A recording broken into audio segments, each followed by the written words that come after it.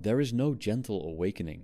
The moment the mind peers through the mist of distraction, it is met not by light, but by the cold, unyielding gaze of truth. Desire, that insatiable hunger, lodged deep within the marrow of being, reveals itself not as a friend, but as the tyrant puppeteering the soul's trembling strings. To chase after desire is to trace the horizon's ever-retreating line, to drink from a well that forever dries before the tongue can touch its depths. The quiet stillness that we long for lies not beyond desire but beneath it, where the will, blind and violent, loses its grip, and the self unravels into the abyss of what is. Suffering is the shadow that desire casts. It clings not as punishment, but as inevitability. The world, bathed in the flickering light of illusions, offers no sanctuary. Every longing bursts its own void. Every pursuit sharpens the chains that bind. The mother man dances feverishly in a masquerade of progress, wealth, and transient pleasure, all the while unaware that he is sinking deeper into the mire of craving. Progress is but a veil, masking the eternal truth that no accumulation can still the gnawing hunger within. We are condemned to this restless wandering, this ceaseless striving toward ghosts that vanish the moment we grasp them. Yet the soul, in its rare moments of lucidity, glimpses the futility, the emptiness that desire cannot fill. This revelation is a fracture in the self, a painful unraveling of old comforts. It is not a crisis to be feared, but a dark gift, a clearing in the forest of illusions. When the mind ceases its frantic grasping, there emerges a strange relief, not of joy, but of release. To see desire as what it truly is, a force beyond control, a fire that consumes yet never warms. We do not conquer desire by fulfilling it, nor by denying it, but by stepping aside, recognizing the puppeteer's hand, and letting the strings slacken until the dance ceases. Every moment suffused with desire is a moment lost to the mirage. The self builds its fragile fortress on this shifting sand, erecting identities, roles, and dreams, all to hide the unbearable solitude at its core. Yet solitude is no enemy. It is the only true companion. In solitude, the self faces the nakedness of being stripped of pretense, ambition, and hope. It confronts the abyss not with dread, but with the stark clarity of one who no longer seeks to flee. The silence that follows desire's collapse is not empty, but pregnant with the depth of what lies beneath the will's frantic edifice. This is not the solace of hope, but the peace of surrender.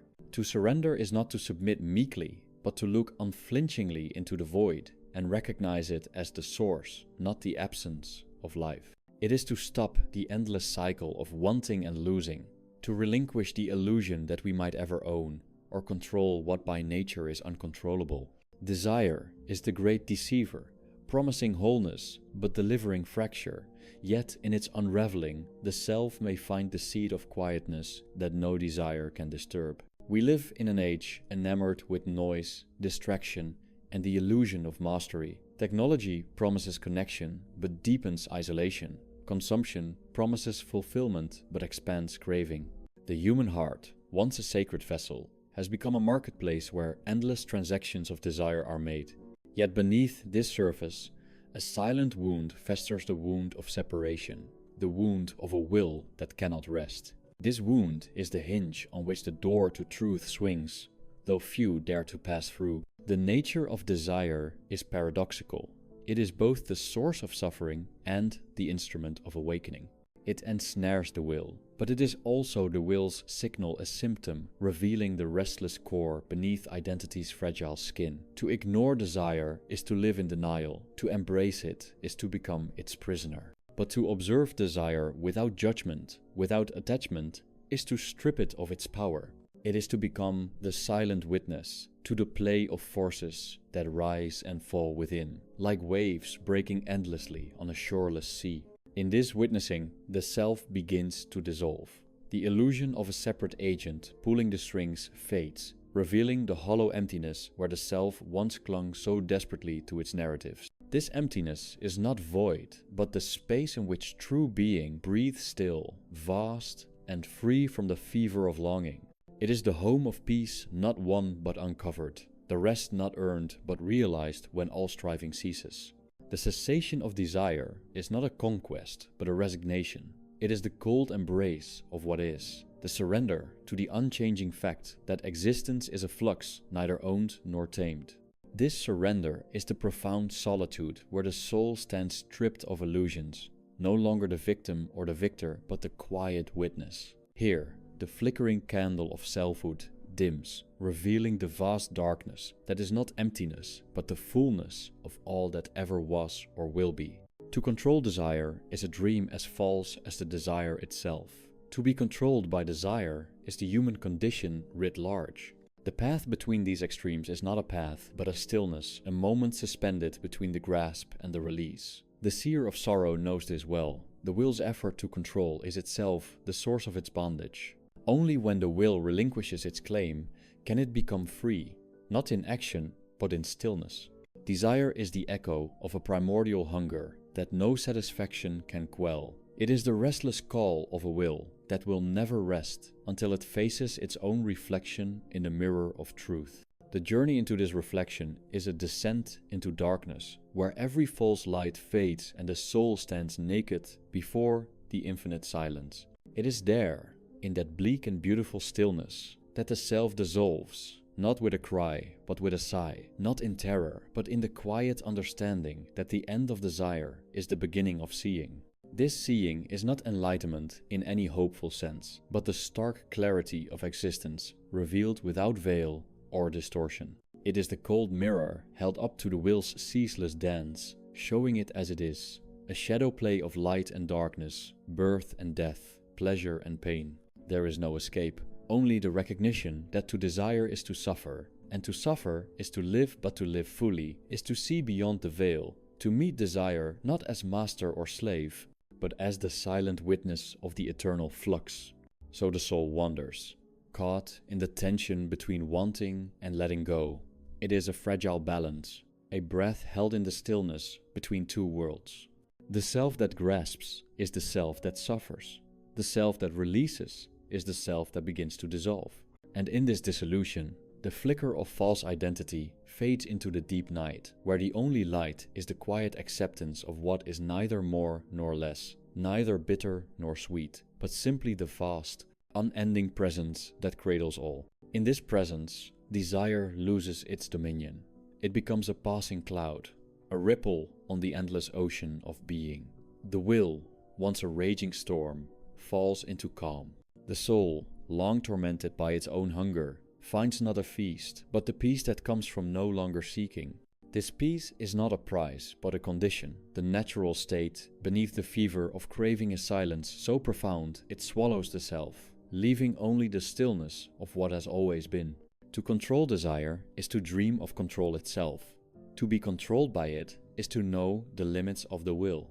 The only true freedom lies in the stillness where control and surrender dissolve, where the self ceases its struggle and becomes the quiet witness to the eternal play of shadow and light. Here, in this profound solitude, the soul touches the infinite, not with joy or triumph, but with the quiet resignation of one who has seen and accepted the world as it is, in all its sorrow and beauty. And as the last flicker fades, the voice grows silent, leaving only the vast night where desire no longer stirs, and the soul, unburdened, simply is. Suffering is not an aberration, but the very texture of existence, woven into the fabric of being like an indelible thread. To suffer is not to fail at life, but to enact life's cruelest truth, that the will, ceaseless and insatiable, is a storm that no shelter can withstand. The body aches and the mind torments, but deeper still lies the silent, endless gnawing of dissatisfaction, the unrest that no pleasure soothes, no possession secures. It is a thirst whose well is poisoned, a hunger that consumes even the feast it devours. The illusion we cling to is that this suffering is accidental or unjust, that somewhere beyond the veil respite waits, but such hopes are the sweet poison of the naive. The world, in its merciless indifference, offers no exemption, no reprieve from the dolorous rhythm of desire and loss. Illusion is the veil that softens suffering's harsh face, the opiate that dulls the ache of emptiness. It appears as beauty, as meaning, as the self's enduring substance, but it is a fragile construct, a castle built on the sands of fleeting moments. The self, craving permanence, fabricates stories to shield itself from the abyss, the narrative of identity, purpose, and hope. Yet these stories unravel with every loss, every death, every forgotten dream. Illusion is not merely deception, but necessity. It is the fragile raft on which the drowning self clings. Yet when the raft is seen for what it is, a drifting fragment in a boundless sea, the soul's solitude sharpens and detachment begins. Detachment is often mistaken for indifference or coldness, but it is a profound state of clarity. It is not the extinguishing of feeling, but the recognition that feeling is the play of forces beyond command. To detach is to observe desire and suffering without becoming their victim, to see the will's restless dance without joining its frantic steps.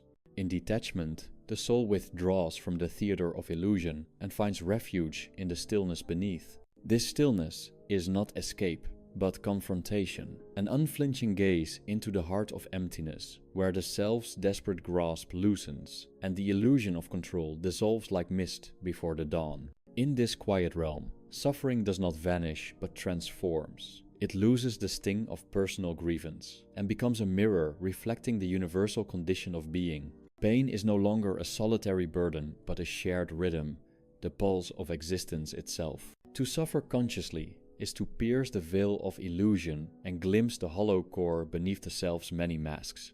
It is a dark awakening, but within its shadows lies the strange birth of freedom, the freedom that arises when the will ceases its frantic striving and rests in the naked truth of what is. Yet this rest is never permanent, for the will's nature is rebellion, its essence unrest. It will rise again, and desire will stir anew, bringing with it the old cycle of hope and despair.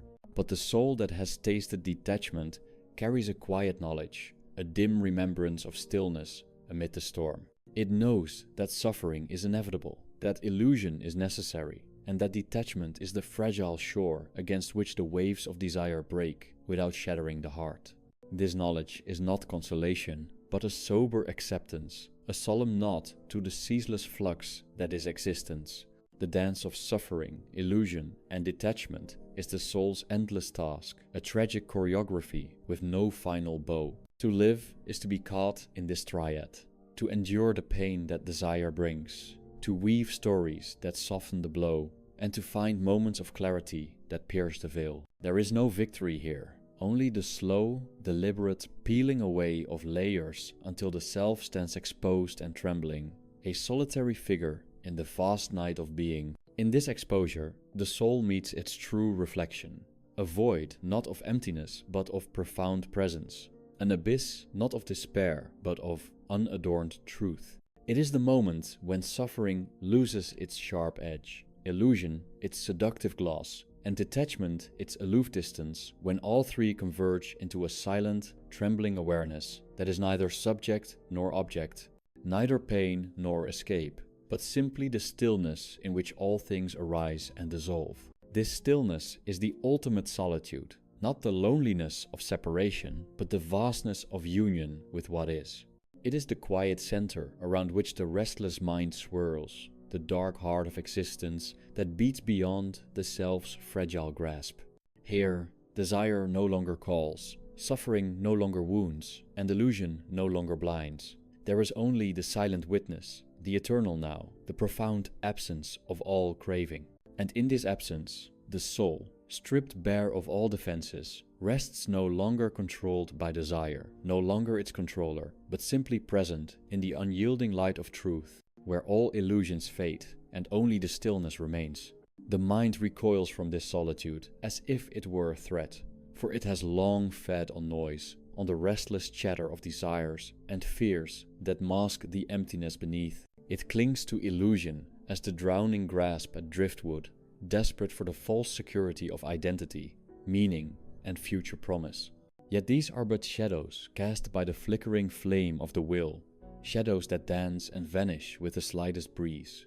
The deeper the soul sinks into clarity, the more the veil tears, revealing the naked world beneath harsh, silent, indifferent. The self stands exposed, trembling in the vastness where no comfort resides. only the raw, unfiltered reality of being. Suffering sharpens its edge here, cutting through the last vestiges of self-deception. It no longer wears the guise of mere physical pain or fleeting grief, but becomes the piercing insight that the self, in all its striving, is a phantom, a temporary aggregation of forces with no abiding essence. This insight is both wound and balm, for in recognizing the self's emptiness, the soul finds release from the tyranny of desire. To suffer thus is to suffer truly, to suffer as existence itself suffers, without complaint or resistance, without hope or despair, but with the clear-eyed acceptance of what cannot be changed. In this acceptance lies a subtle revolution, not of the world, but of the self. The will's ceaseless hunger, which once dictated every thought and action, begins to lose its grip. The mind, once a slave to desire's endless demands, finds a quiet space where it can watch the play of forces without involvement. This space is not refuge, but revelation, the dark mirror in which the self dissolves and the will's illusion of control is stripped away. Here, detachment is not a cold withdrawal, but a profound engagement with reality as it is, harsh, indifferent, yet utterly free from the distortions of longing and fear. Yet this freedom is paradoxical. It is not the triumphant mastery of desire, but its humble surrender. The will does not cease because it is conquered, but because it is seen through its promises exposed as empty, its power diminished by the clarity of the witness. This witness is neither separate from desire nor merged with it. It is the quiet awareness that precedes and outlasts all impulses. In this awareness, the self loses its illusions of permanence and control, and touches the unchanging ground beneath the shifting waves of existence. Time itself seems to unravel here, losing its linear march and dissolving into an eternal present. Past regrets and future anxieties fall away like autumn leaves, leaving only the bare branches of now. In this now, the soul stands naked and still, no longer reaching, no longer fleeing, but simply being. This being is not a state to be achieved or maintained, but the fundamental condition that reveals itself when all striving ceases. It is the calm eye within the storm, the silent center around which all suffering and illusion revolve and collapse. The path to this stillness is not smooth but jagged, marked by moments of intense pain and clarity. Each confrontation with desire and suffering strips away a layer of illusion, exposing the raw nerve of existence beneath. This exposure is terrifying and liberating terrifying because it reveals the self's fragility and impermanence. Liberating because it frees the soul from the endless cycle of craving and loss. It is a descent into darkness, but one that leads not to oblivion, but to a deeper kind of seeing. The self, in its clinging, is like a moth drawn to the flame, burned again and again by the very light it desires. To recognize this is to break the spell, to stop the futile dance and stand apart from the flames. This standing apart is detachment, the quiet knowing that the self's suffering is not unique but universal, not punishment but the natural consequence of desire's insatiable hunger. In this knowing, compassion arises, not the sentimental kind, but the clear-eyed compassion of one who has seen through the veil and understands the shared burden of existence. Compassion here is not an act, but a state, a deep resonance with the suffering that flows through all beings, binding them in a silent, unspoken communion. It is the recognition that beneath the masks and stories, beneath the pain and illusion, there is a shared reality of emptiness and longing. This recognition does not soothe the wound, but reveals it in its full depth, allowing the soul to rest in the honesty of what is. It is the quiet space where suffering is no longer a curse, but a doorway, a passage into the profound solitude of truth. And yet, even in this solitude, there is no final escape. The will's restless tide will rise again, desires will stir once more, and the self will find itself entangled anew in the web of craving and loss. But the soul that has glimpsed the stillness beneath the storm carries a subtle transformation, a faint light that guides it through the darkness, not as a beacon of hope, but as the quiet acknowledgement of the eternal cycle. This light does not illuminate the path, but reveals the pathlessness of existence, the endless wandering without destination or rest. In this wandering, the soul learns the harsh beauty of detachment, not as cold indifference, but as the delicate balance of presence and absence, of engagement and withdrawal. It is the dance of shadows in the fading light, the slow unraveling of illusions, until only the silent core remains. This core is not a thing, but the absence of all things, the stillness that underlies movement, the silence that gives shape to sound. It is the place where desire loses its voice, where suffering dissolves into acceptance, where the self fades into the vastness without trace or residue. To live here is to live without refuge, without illusion, without hope or despair. It is to face the world as it is in all its cruelty and beauty, its pain and silence, with open eyes and a quiet heart. It is the ultimate surrender, the letting go of all that was held dear, the embrace of the void where all distinctions fall away. In this embrace, the soul is neither broken nor whole, neither lost nor found, but simply present an echo in the infinite silence, a flicker of consciousness in the vast night of being. And as the self dissolves into this silence, the last whispers of desire fade like a dying breath. The will, once a raging tempest, becomes a gentle wind that stirs but does not disturb. The soul, long tormented by its own hunger, rests at last, not in fulfillment, but in the profound stillness of non-craving. Here, there is no control and no surrender, only the endless, silent dance of what is unmoved, unchanging, eternal. The voice now falls silent, leaving only the vastness where desire no longer holds sway, where suffering is but a passing shadow, and where the soul, freed from the illusions of self, simply is. The final breath of the self dissolves not in noise or clamor, but in a profound, unspoken stillness that swallows time itself. It is the quiet extinction of the will's desperate flicker, the fading of the last fragile flame that once believed itself to be a separate light in the vast darkness. In this extinguishing, there is no loss, no tragedy, no lament, only the deep, unyielding peace of surrender to what is, raw and bare. The soul, stripped of all its adornments and defenses, stands naked before the infinite night, where nothing stirs except the silent pulse of being itself. Here, desire no longer calls. It has relinquished its throne and vanished like a dream upon waking. The chains that bound the will to its endless striving fall away, shattered not by force, but by the clear-seeing gaze that knows their true nature. What remains is neither self nor world, neither subject nor object, but the vast emptiness that contains all, the quiet abyss that is at once terrifying and wondrous.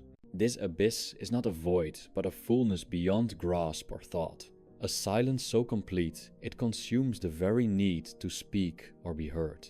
The self's journey ends not with triumphant arrival, but with a gentle slipping beyond all horizons, a slow unwinding into the timeless flow from which it once arose. There is no final word, no summoning of hope or promise, only the lingering echo of a truth too deep for language, a truth that whispers beneath the surface of all appearances, that to desire is to suffer, and to cease desiring is to glimpse the boundless stillness beneath suffering's tide. This stillness is not salvation, but the bare reality of existence laid bare, the eternal now in which all longing dissolves and the soul is no more. In this ending without end, the soul touches the profound solitude of the infinite, where the illusion of control, the torment of craving, and the ache of separation dissolve like mist in dawn's first light. There is no master here, no slave, only the quiet witness to the endless dance of form and emptiness, birth and decay, suffering and release. It is the final, silent surrender, not a defeat, but the only true freedom, the only true rest.